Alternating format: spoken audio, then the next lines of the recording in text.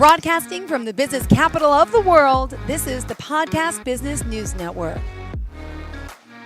Welcome back to the show. We are joined once again here by Marsha Mandel. Excited to have her here to talk as a licensed therapist, as a coach, trainer, you name it. She has a therapy practice.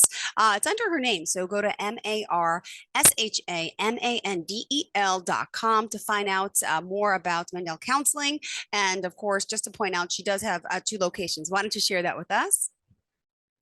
Well, I have my main office is in Orange County in New York, and I have another location in Westchester and licensed in New York and New Jersey for therapy, but I can provide coaching for anybody anywhere virtually.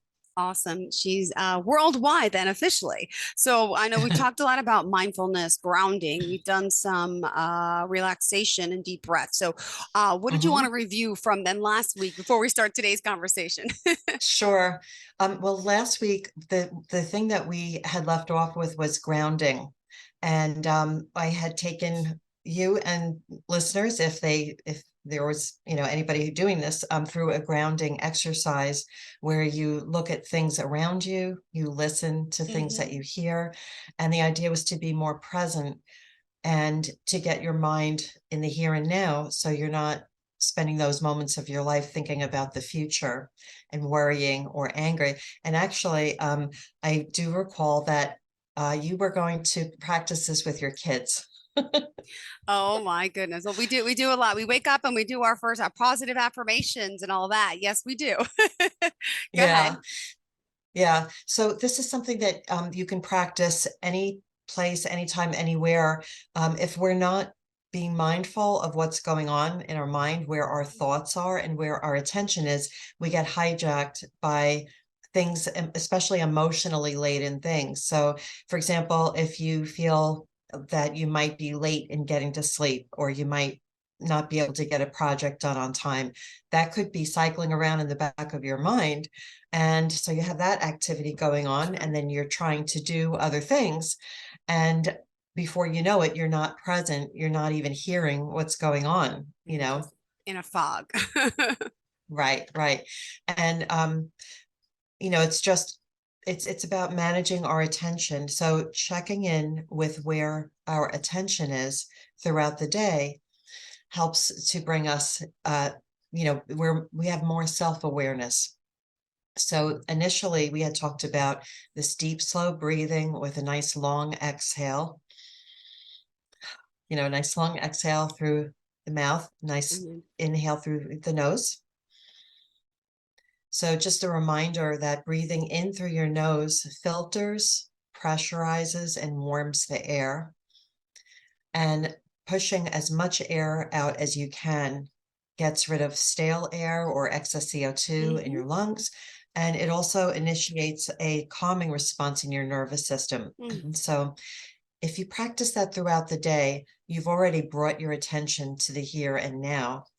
Once you do that, you can also check into your muscles and notice any tension from the top of your head down.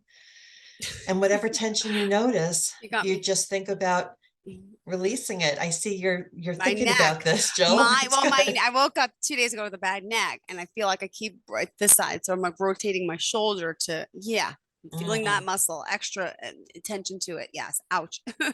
Yeah. So, there are other things that you can do to help alleviate, that pain, but for daily stress, just thinking about releasing the stress from your muscles, because our muscles constrict. That's part of our stress response.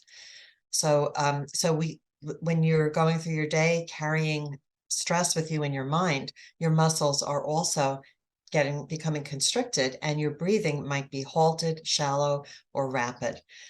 So by doing this slow, deep breath with a nice long exhale, push out as much air as you can. You feel your ribs move in and creates movement there, which is also great. Checking for tension and thinking about releasing it.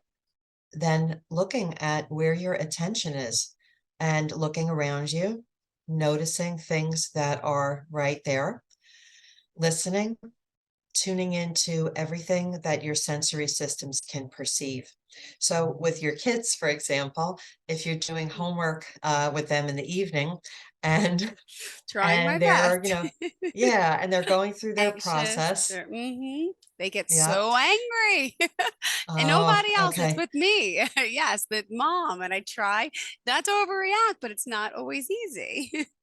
Yeah. So that's a great opportunity for you to practice taking deep, slow breaths. hmm And the most effective thing that you can do, and we talked about this, I think the second session that we had, the second podcast session, um, is about validating emotions and acknowledging emotions. So if your kids are angry about something, let's say one of them says, "Mom, what are you doing? You leave me alone," or you're this is too hard, or whatever. hmm Um, the most helpful thing to do is don't worry about the content of what they're saying because they're emotionally overwhelmed. True.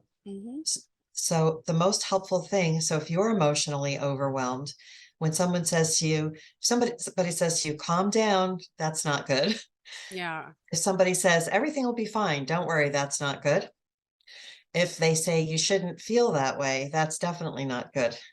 hmm So, what is helpful is if somebody can hold space for you. So to be in your presence and listen and just hold that safe space for you to feel whatever you're feeling. So this is an opportunity to do this for your kids. And, it's really counterintuitive for a lot of parents, especially because as parents, we get distressed when we see our kids upset. Of course we And we do. have Yeah. this idea in our minds. Yeah, we have this idea in our minds. I don't want my child to feel that way. I want them to feel happy. I want them to everything to be okay for them. The problem with that is it is technically an irrational thought Yeah. because yeah, well, it's not totally irrational, but if you're telling yourself that in a casual way, if you're telling yourself, I don't want my kids to feel any pain in their lives, hmm that's a problem because not only will every human being experience that, but you want them to be able to handle it, not push it away, and deal with it in the healthiest way they can. So if one of your kids is feeling angry about something, saying, okay, I'm going to breathe. You can even hmm say to your daughter, let's take a breath. I see you're angry about this. Okay. And just hold that space. And I remember many times doing this with people who were very, very angry. One young boy in particular, about 9 years old. I don't really work with children anymore, but he had his face was red, veins popping out of his forehead, so Aw. angry, had a big incident at school and really couldn't contain himself. And I remember just saying to him, wow, I could see that you're really angry right now. And it was like I had opened a steam valve in his head, you know? Yeah. So, acknowledging those emotions is so important. And with your kids, you are also co-regulating. So when you keep yourself calm, your energy, your presence helps them calm also. hmm Yeah. And then you're modeling for them also. So, for parents out there, our kids pick up on how we react to frustration and anger and sadness.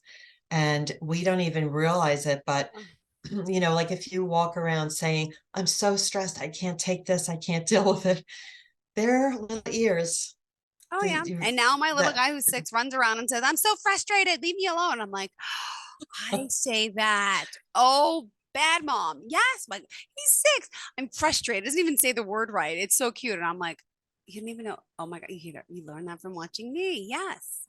Yes. so yeah, those seeds are being planted, whether you intend on it or not. hmm Whatever you put out there, your energy, your behaviors, Yes. Not and always. we don't know, yeah, what's going to take root. So when you start saying out loud, narrating your process and saying, I'm feeling frustrated, but I'm just going to take a deep breath. I'm going to feel my feet on the ground. And it's going to be so amazing when you hear your 6-year-old saying, I'm frustrated, but I'm going to take a deep breath. And I can tell you, a parent I was working with who had a 17-year-old who had been angry for several years and, difficulty dealing with things. And she started doing this modeling. Her daughter would come into the room and just be very angry and lash out and, not aware of what she was feeling. So Okay. she started to model just saying, I'm feeling stressed, just acknowledging her feeling, but with acceptance. Yes. And one day her daughter came into the kitchen and she was expecting the usual, I can't stand this, and this is wrong and that's wrong. But she came in, she said, I'm feeling stressed. Wow. And that might seem like a small thing, but if you don't acknowledge and validate what you're feeling, these things are residing in your mind and body. And if we just try to push them away, run away from them, shut them down, Down. people numb these things. Mhm.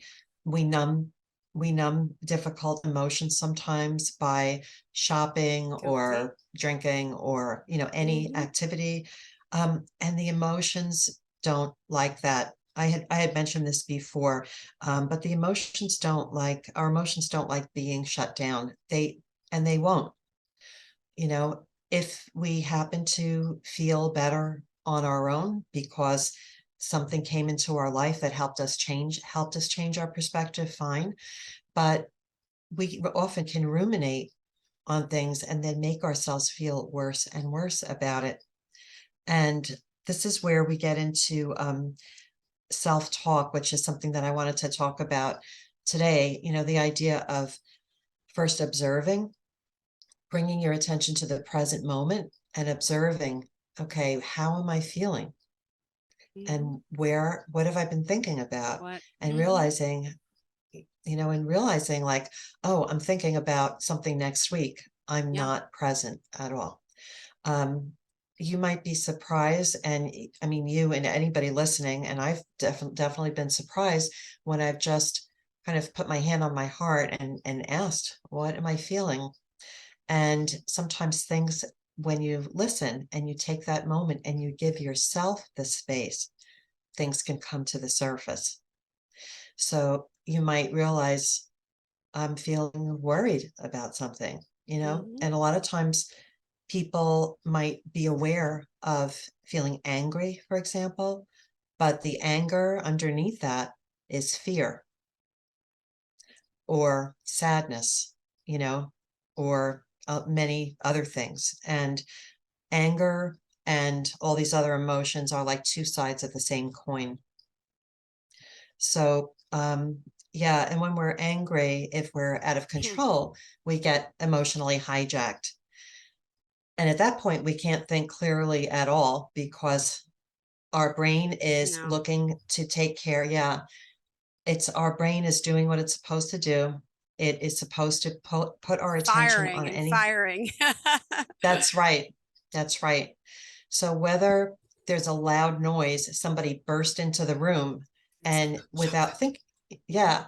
So without thinking about it, your attention just goes right there, and Mhm. we're built for that to happen. So whether it's an obvious thing like that, or in the back of your mind, you have this unhelpful thought, I'm never going to get this in on time. This is going to be late. This is going to cause a big problem. Mhm. That is also you will get on that spectrum of that fight or flight response. It's not going to be so obvious to you, True. but yeah, just like if somebody comes in loud through the door and you're just shocked and it grabs your attention, you can't think about other things. The same thing can happen when we're ruminating on something that is potentially threatening in Got some it. way.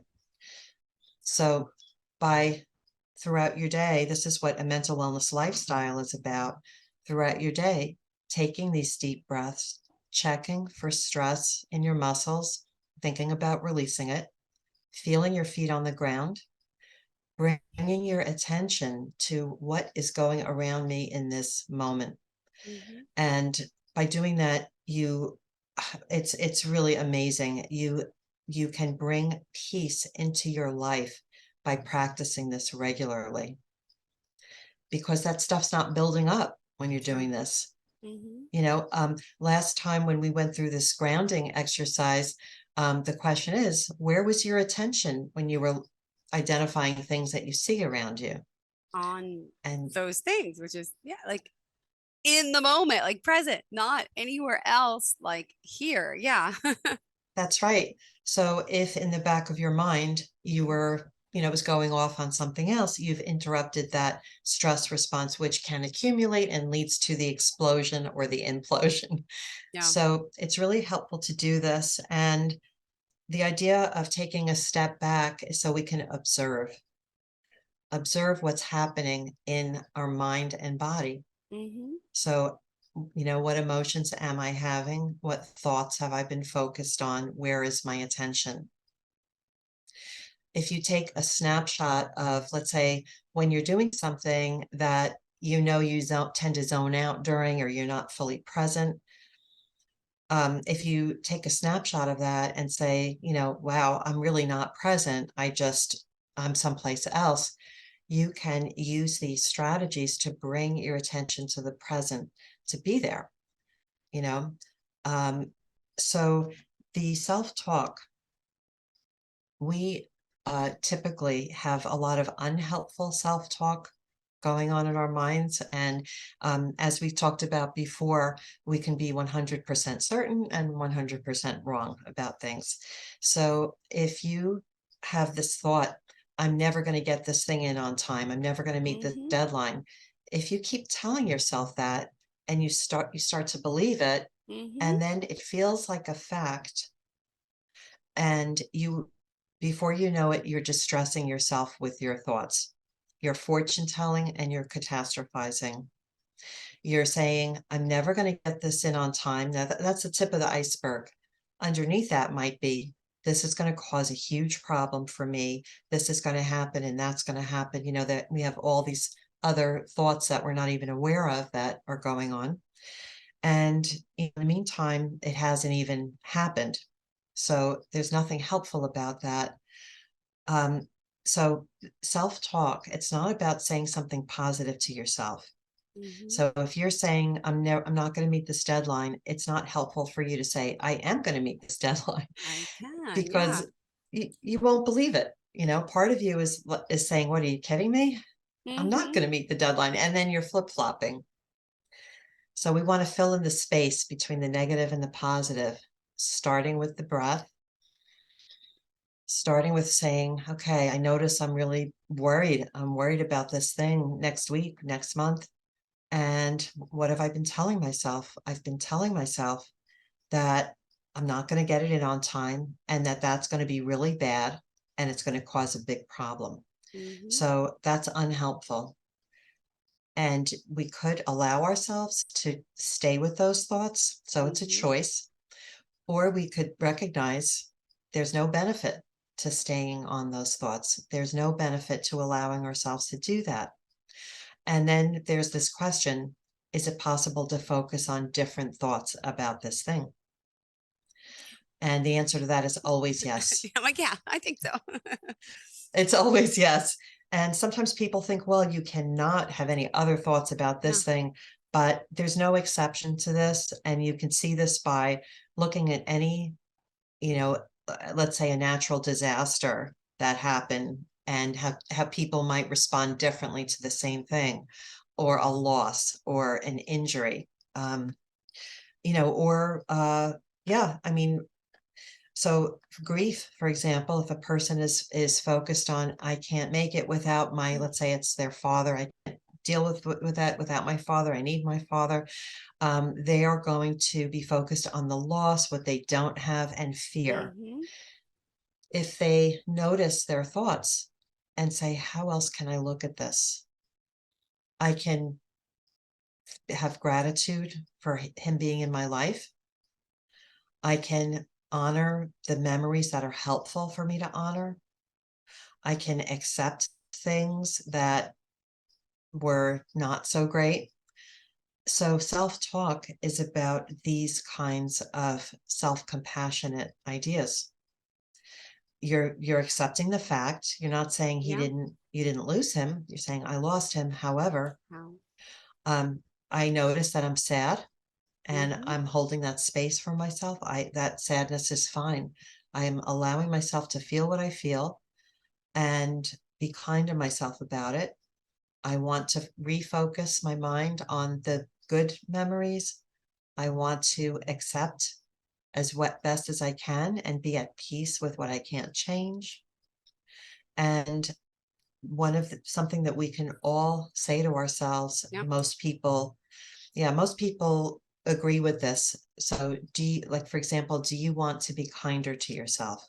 So I'm going to ask you, do you want to be kinder to yourself? Yes, for sure. Yes. So even just saying, I want to be Mm. kind to myself Yeah. is how much more helpful is it to have that running through your mind and to tell yourself that repeatedly than I can't take this and I can't take that, things like that that are unhelpful. So there are more neutral, objective, or self-compassionate things that we can tell ourselves that are just helpful. Mhm. All So, right. yeah. Okay. Okay. I gotta get this. Well, so now hold on. We're sitting here. By the way, we have to. Oh my gosh, we're almost out of time, but we haven't reminded everyone. Marsha Mandel, how do we reach you? Who we're talking to Okay, today? so Tell us the website. And sure, yeah, we usually sure. go halfway, but we've been on a roll for 20 something minutes already.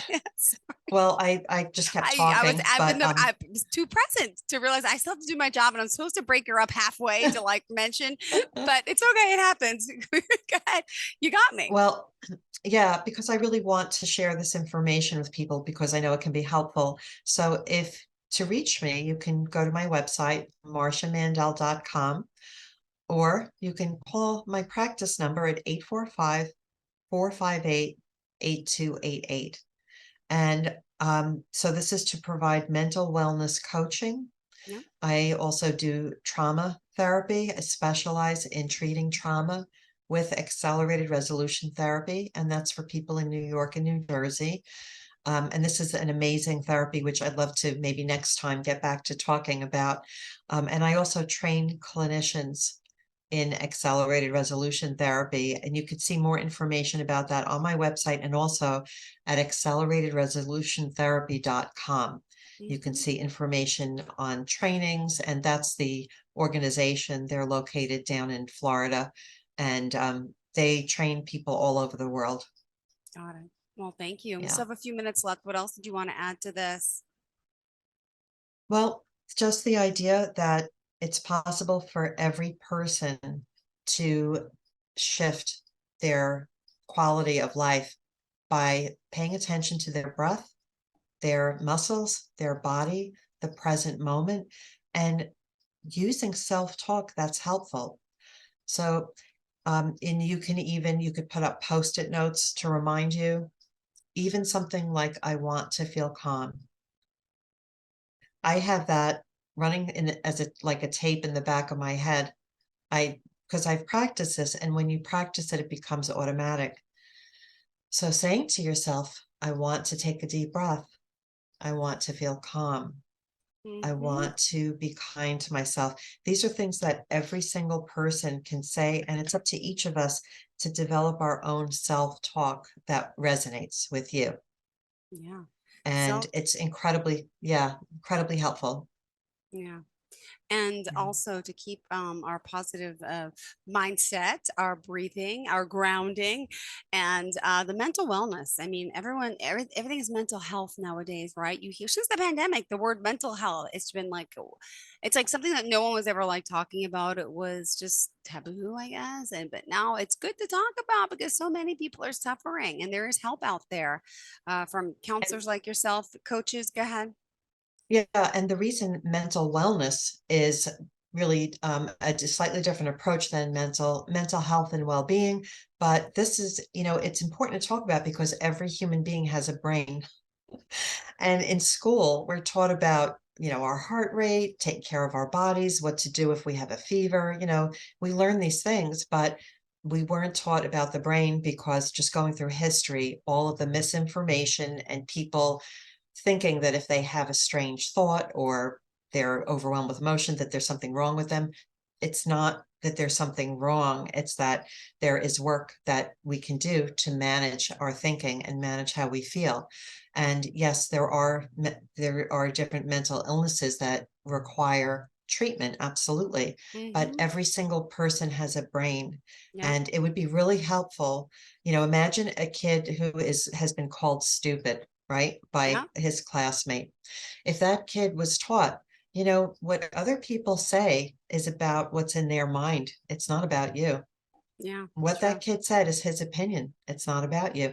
And that will help decrease that kid internalizing that and saying, I am stupid, So this mental wellness lifestyle.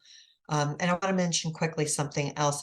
I have a course. It's a free course, and I'm working on another one that goes into all of this stuff, but right now on mastermind.com. And it's a free course on emotional boundaries. It's a 12-minute video and a free workbook. And it has some of this information in it. And it's about being with other people when they're saying something or doing something that we don't really like, and how we can manage that. Got it. Well, So mastermind.com. Yeah. Perfect. Well, thank you so much. We'll look Yeah. forward to our next conversation, and apologize for not getting your notes in time. Oh, that's okay. We'll get them next time. All right. Thank Sounds you. great. You have a Thank you so fantastic much, day. Jill. Marsha Mandel, check her out. Check out You the website. too. You can find out more information there. Thank you. Bye-bye. Are you looking for even more of the podcasts and hosts that you love? The Podcast Business News Network is proud to announce that you now have even more ways to listen live. Check out the MyTuner Radio, online radio box, and Simple Radio apps on iOS and Android, or find us online. Search for Business News Network on mytuner-radio.com, or search Podcast Business News Network on streama.com and onlineradiobox.com/US. Take your podcasts on the go and don't miss a minute of the action.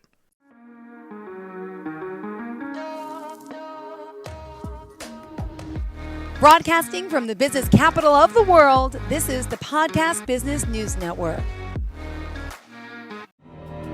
For nearly 2,000 severely injured veterans, everyday life has become filled with barriers. Day-to-day simple tasks can become pretty daunting. I have to carry my chair up 2 flights of steps or have somebody do it for me. What scares me the most is just the falling. When I'm struggling with my house, I think, to have that one great barrier just knocked down, it's crucial. Home for Our Troops is a wonderful nonprofit that builds a mortgage-free, fully adaptive, handicap-accessible house. And there's no catch. It'll be our very first home that we've ever owned. This is a game changer. This is where your life begins again.